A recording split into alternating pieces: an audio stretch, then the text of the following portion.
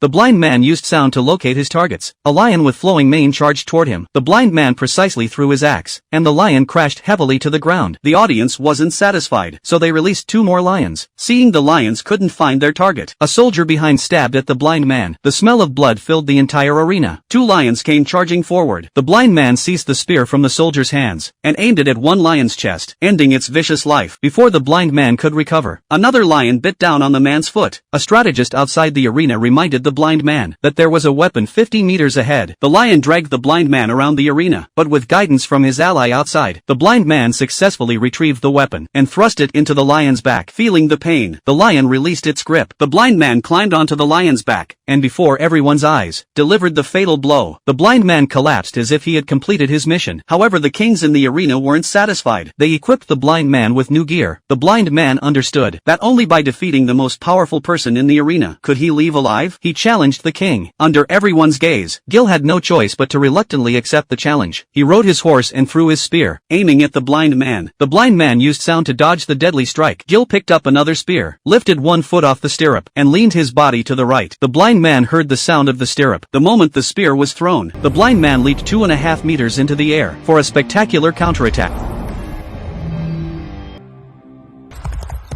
Gil fell to the ground. The blind man's close friend came forward to celebrate, but just as the two embraced tightly,